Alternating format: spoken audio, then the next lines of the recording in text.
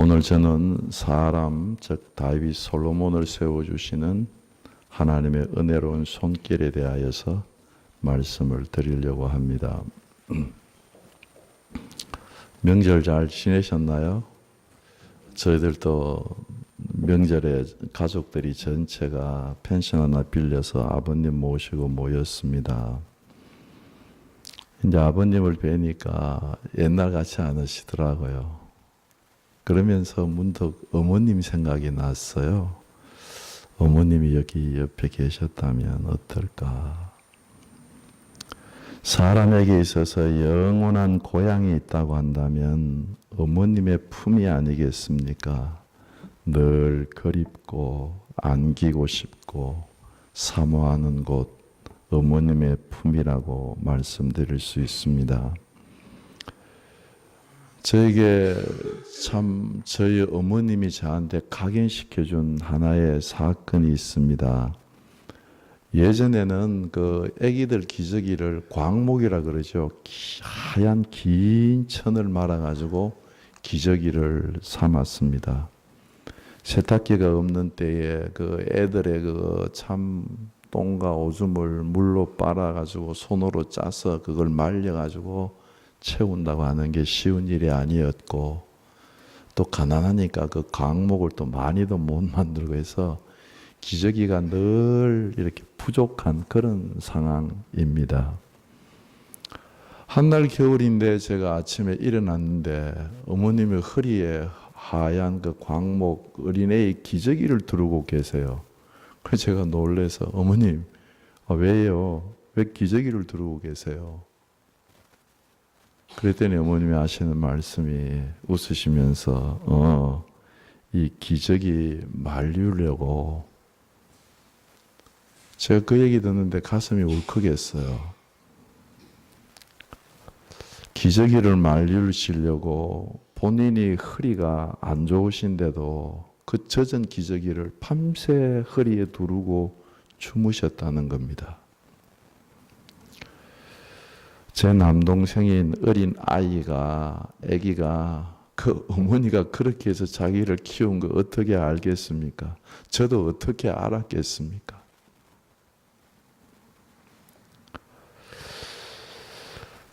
저는 정말 자라면서 뭐 세상적으로 이렇게 필요한 건 잘 공부 못 받았을지 모르지만 부모님의 사랑만큼, 특히 어머님의 사랑만큼은 저는 넘치도록 흠뻑 받고 자란 사람입니다. 다 알지 못하죠. 뭐 어머님의 사랑을 어떻게 다 알겠어요.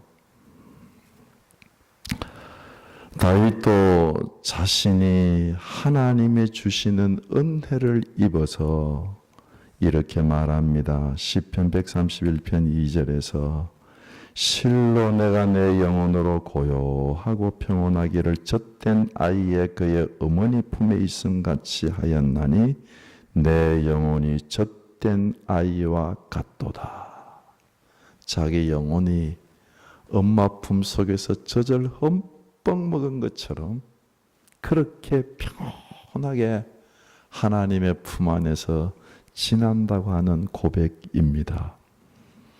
우리가 살아가면서 세상에서 사랑은 못 받는다고 하더라도 우리 신앙인은 하나님으로부터 넘치는 사랑, 흠뻑 넘치는 충만한 사랑을 받고 사는 사람들인 줄로 믿습니다.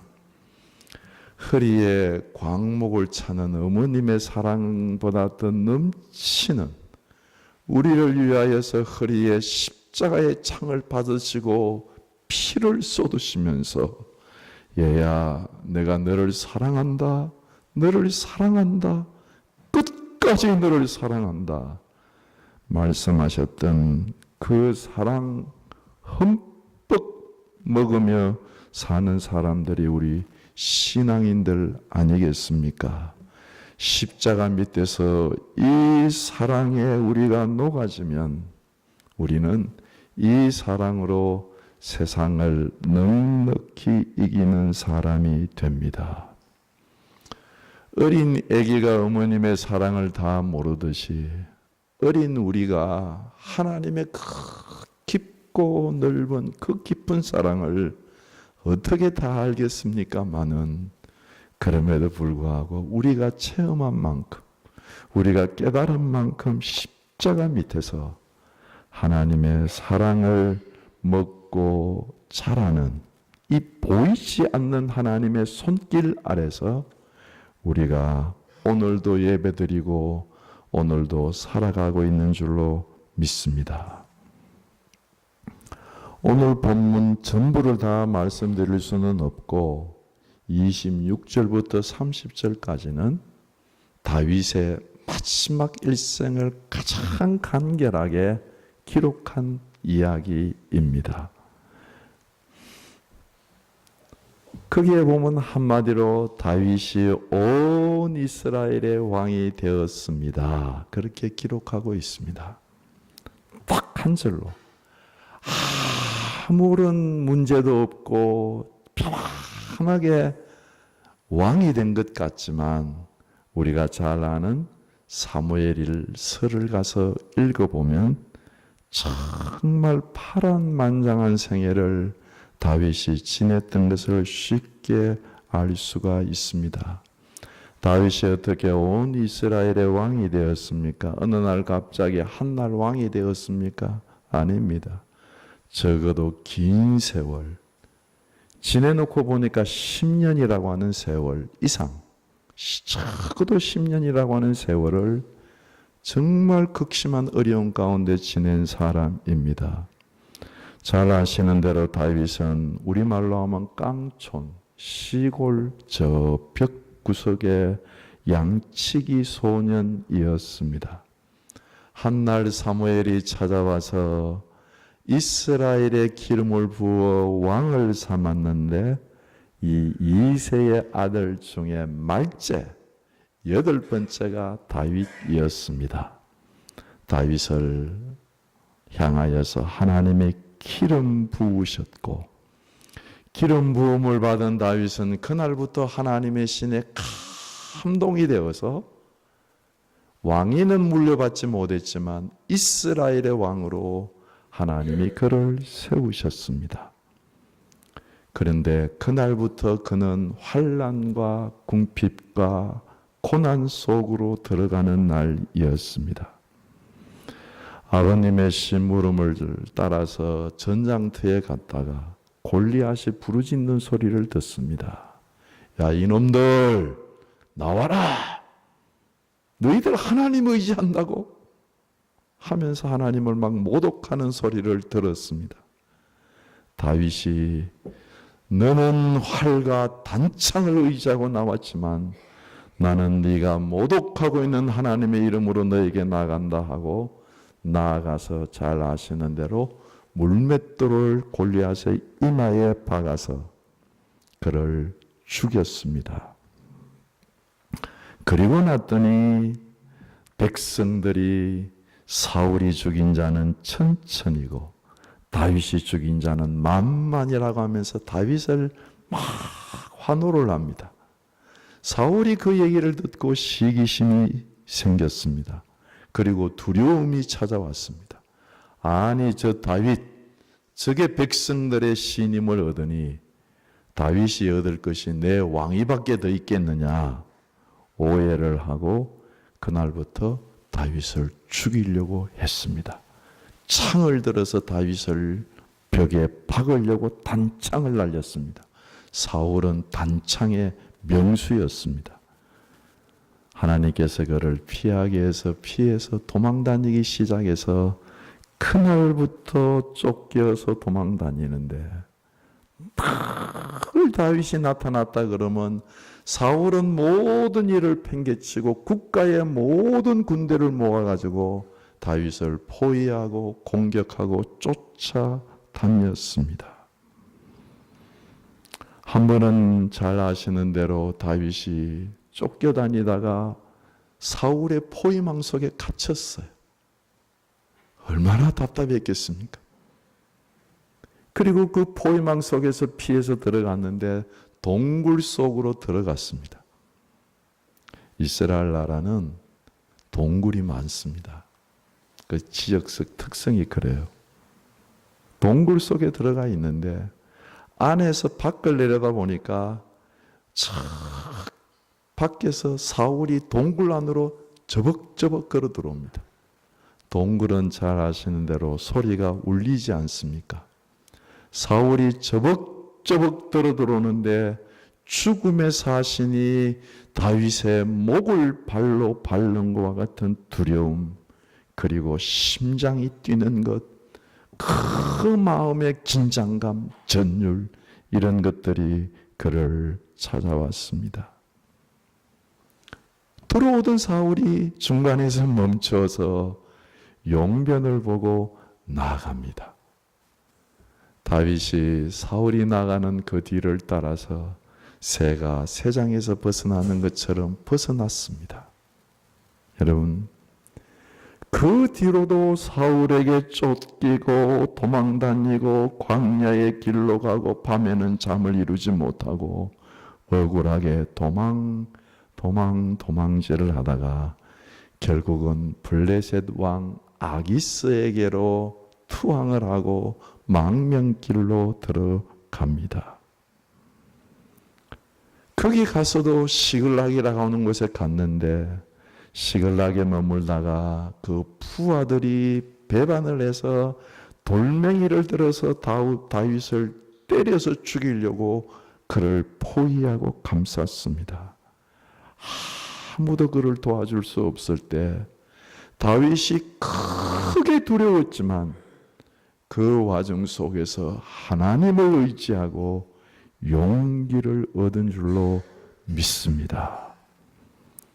이렇게 젊어서 10여 년 동안 다윗이 이스라엘의 왕이 되었을 때가 30세니까 적어도 20살 정도부터 시작해서 젊은 세월을 그렇게 쫓겨 다니면서 생활한 것입니다. 그런데 여러분, 질문을 한번 드려봅니다. 다윗이 젊은 시절 이렇게 어렵게 살아서 망했습니까? 다윗이 그 어려움 때문에, 억울함 때문에 인격이 파괴되어서 괴물 같은 인생이 되었습니까? 아닙니다. 다윗은 이런 캄캄함과 어려움과 소망 없는 시절을 통하여서 여러분, 놀랍게도 그는 찬양을 배웠습니다. 찬송을 배웠습니다. 시를 배웠습니다. 그 어려운 시절 도망다니면서 그가 하나님을 향하여서 호소하기도 하고 기도하기도 하고 찬송했던 것을 우리는 시편이라고 부릅니다. 그 어려운 시절에 그 많은 시편을 다윗은 생산했습니다. 하나님의 말씀을 기록했습니다. 다윗은 그 어려운 시절을 통해서 이스라엘 나라를 돌아다니면서 이스라엘 나라의 현지민들의 그 지형과 현지민들의 아픔과 애환을 자기 몸으로 느꼈습니다. 잘 아시는 대로 달구어진 뜨거운 풀무불이 금을 재련하지요. 달구어진 뜨거운 풀무불이 금을 태워서 금 속에서 불순물이 빠지면서 정금으로 빛나게 나오게 됩니다. 다윗이 그런 사람입니다. 다윗이 시편 57편에 보면 그 동굴 속에서 사울이 저벅저벅 자기를 향하여서 자기의 생명을 발로 밟으려고 걸어 들어올 때에 그가 고백합니다. 하나님, 저는 사자들 속에 누워 있습니다. 하나님, 저는 불사르는 사람들 중에 누워 있습니다. 하나님, 저는 창과 화살이 쏟아지는 곳에 날카로운 칼날 속에 누워 있습니다. 저 억울합니다. 그러면서도 그가 하는 고백은, 하나님, 제 마음은 확정되어 싸우니 내가 노래하고 찬송합니다. 하나님, 내가 만민 중에 주께 감사하며 하나님을 찬양합니다. 놀랍지 않으세요? 그렇게 신실하게 하나님을 의뢰했고 하나님은 그의 영혼을 붙잡아 주셨습니다.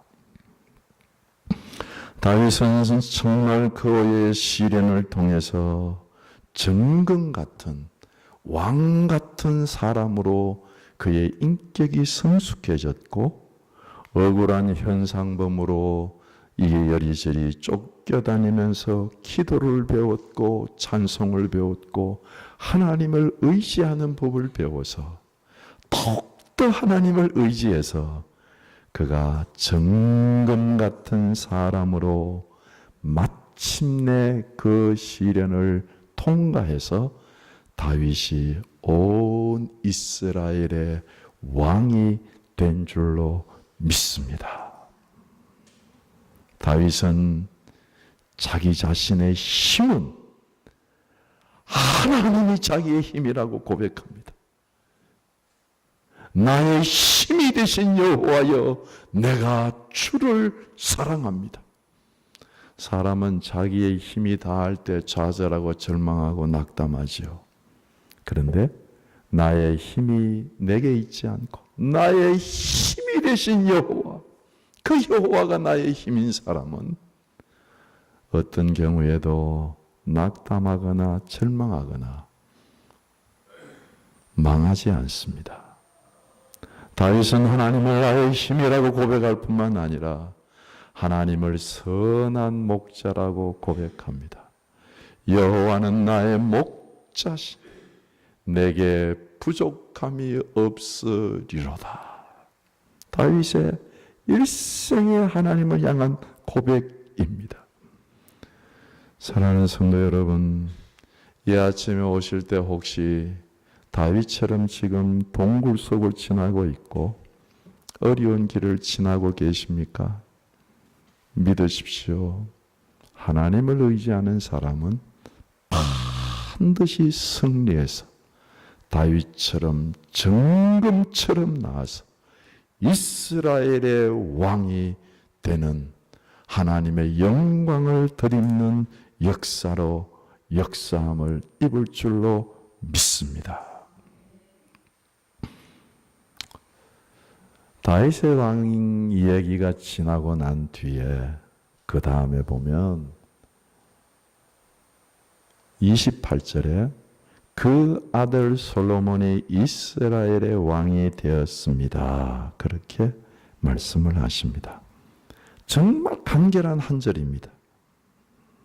그러나 이 간결한 한 절 속에도 열왕기상 하를 가서 쭉 읽어보면 어마어마하게 큰 이야기와 역경이 그 속에 있습니다. 그 아들 솔로몬이 이스라엘의 왕이 된 것을 간결하게 말씀드리려고 합니다. 잘 아시는 대로 다윗이 헤브론에서 7년 다스리고 예루살렘에 수도를 옮겨서 33년을 다스리면서 주위에 있는 모든 적군들과 싸우면 늘 승리했습니다. 한 번도 패한 적이 없어요. 승리를 했습니다.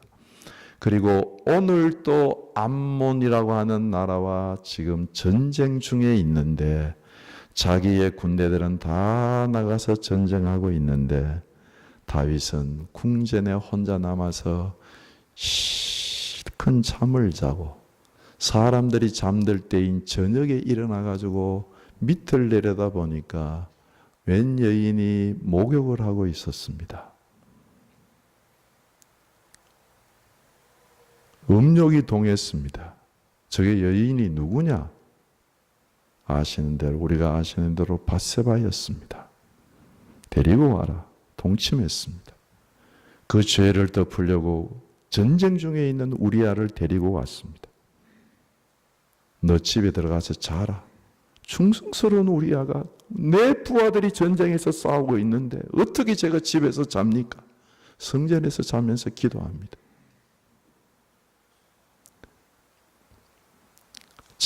참 마음이 짠한 것은 다윗이 요압에게 밀지를 보냅니다. 이 우리아를 죽여버려라. 그런데 그 밀지를 누구 손에 보냅니까? 우리아에게 줍니다.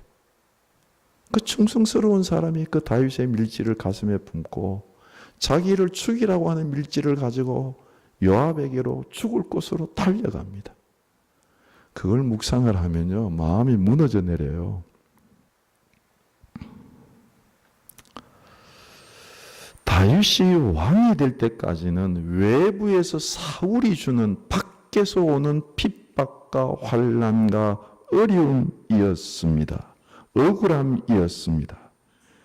여러분, 그런데 다윗이 왕이 되고 난 뒤에는 스스로 무너졌어요. 외부에서 뭐 박해준 게 아니에요. 스스로 게을러졌습니다. 게으름에서 무너졌어요. 권태로워졌어요. 왕이라고 하는 직책이 어마어마한 직책이잖아요. 근데 그게 권태로워졌어요. 자기 백성들은 나가 싸우고 있는데 게을러서 잠잡니다. 게으름에 무너졌습니다. 스스로 무너진 거예요. 정욕에 무너졌습니다. 스스로 무너진 거예요.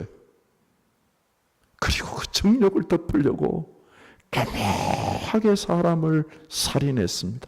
충성스러운 사람을, 자기도 사울에게 당했던 그 억울함을 가진 사람인데 자기 부하를 그렇게 교살했습니다. 스스로 살인해서 무너짐으로 막장까지 내려갔습니다. 스스로 무너지는 사람은 우리가 알지 않습니까? 하늘도 스스로 돕는 자를 돕는다고 스스로 무너진 사람은 일으킬 수가 없습니다. 그런데 감사하게도 하나님께서 나단을 다윗에게 보내셔서 당신이 바로 그 사람입니다 하고 그의 스스로 무너진 악을 지적할 때에 다윗이 아무런 변명 없이 내가 여호와께 범죄했습니다 하고 인정을 합니다. 죄라고 하는 것은 죄를 짓고 나면 그 죄를 덮으려고 더 큰 죄를 짓는 것이 특징입니다.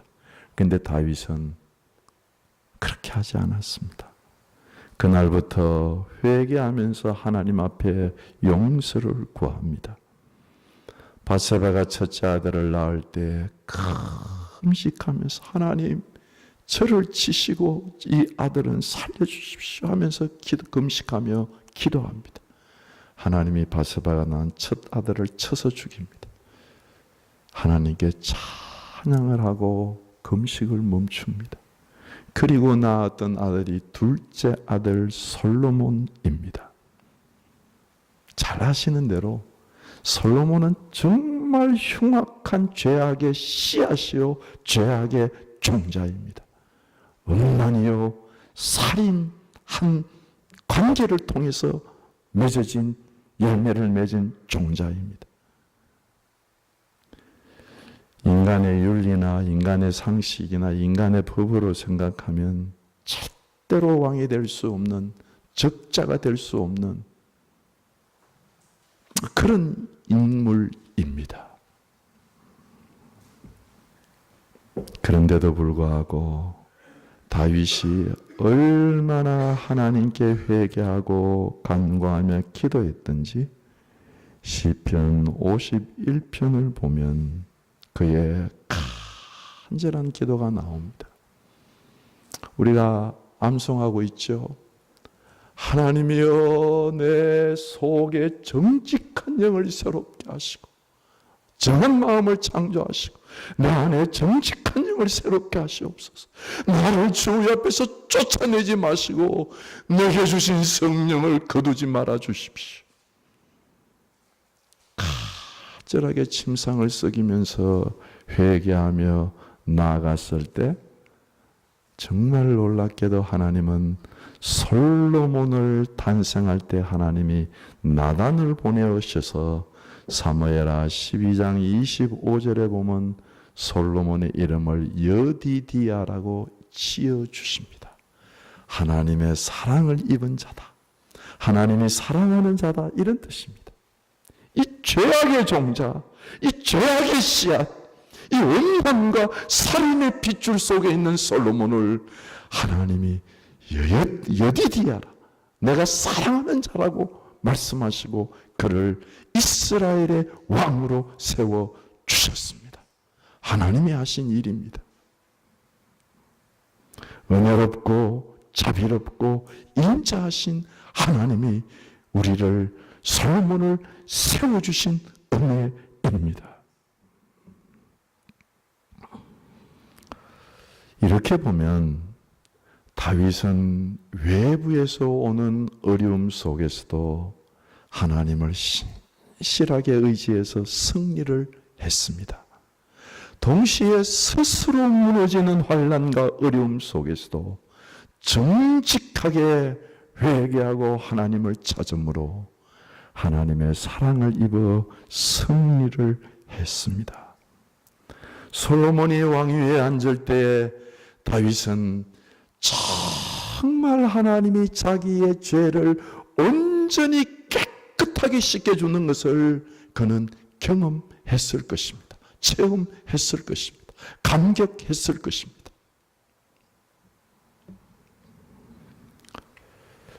저는 이 솔로몬을 보면서 나 자신, 그리고 우리 광진교회 모든 성도들의 모습을 보게 됩니다. 왜냐하면 우리도 허물진 백성이요, 죄악의 종자들이요, 아담과 참 아담의 범죄 속에서 태어난 도무지 하나님의 사랑을 받을 수 없는 인생임에도 불구하고 그리스도께서 우리에게 오셔서 우리의 그 모든 허물과 죄를 짊어지시고 피를 흘리시고 우리에게 피를 바르시고 예수의 생명을 주심으로 우리가 십자가를 통해서 부활을 하게 되고 예수 그리스도와 함께 하늘 보좌 우편에 앉아서 왕노릇하게 될 줄로 믿습니다. 그래서 성경은 우리를 부를 때 왕같은 제사장이라고 베드로전서에서 불러주십니다. 그거예요. 하나님이 우리를 이렇게 세워주신 것. 이 하나님의 손에 사로잡힌 사람이 이 세상에서 결단코 망할 수 없고 이 세상에서 하나님의 권능과 권세로 왕같은 제사장으로 승리의 길을 걸어가게 될 줄로 믿습니다. 이 아침에 혹시 스스로 무너져서 괴로워하시는 분이 계십니까? 주님을 찾으세요.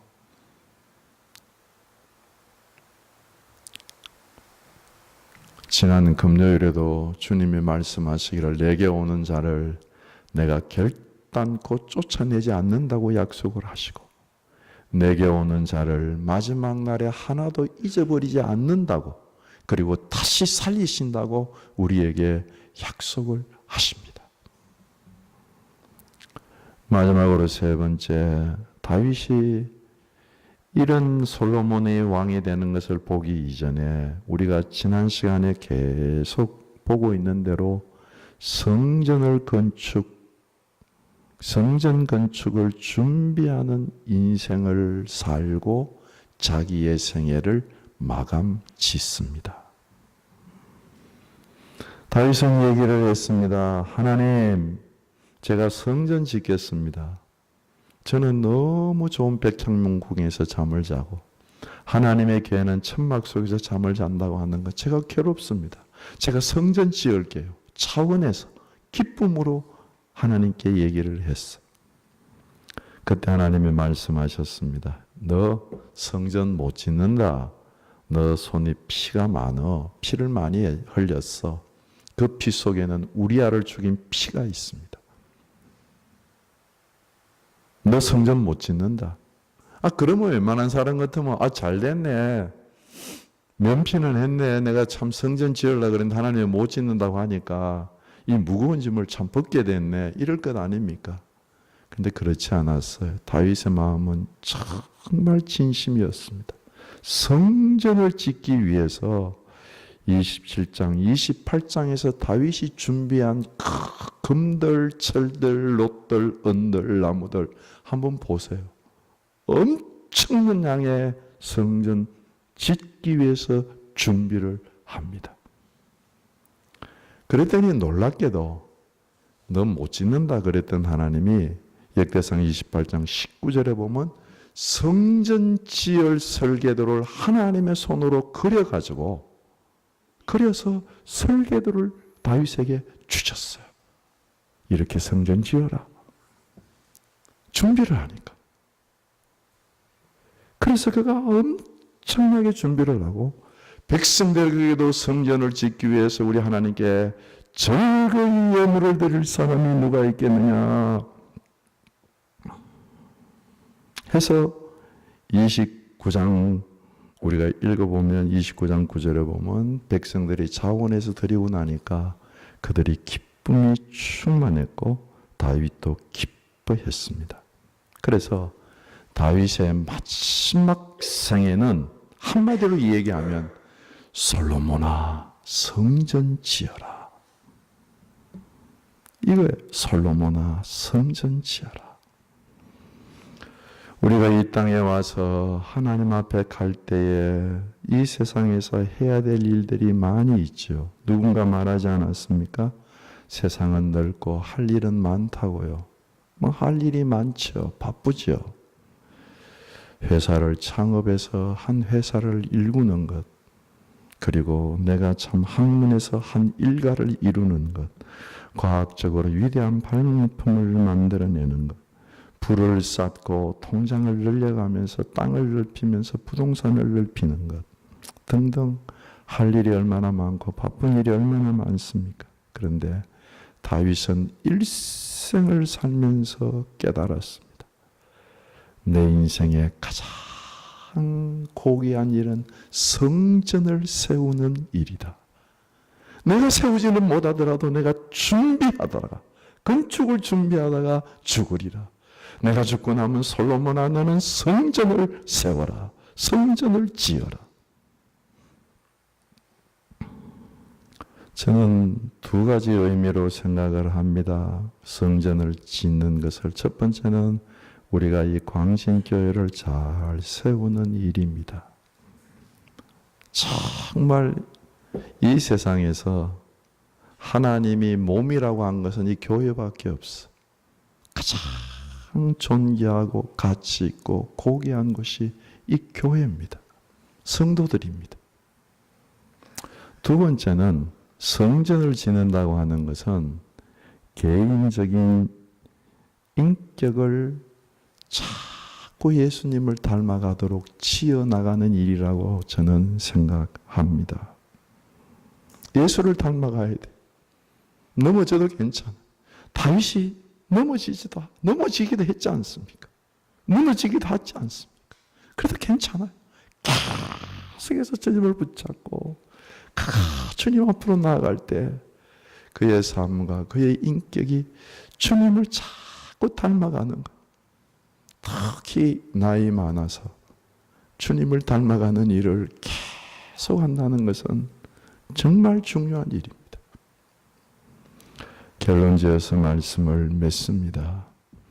우리가 살아가다 보면 밖에서 오는 환난이 있습니다. 우리가 살아가다 보면 스스로 무너지는 어려움이 있습니다.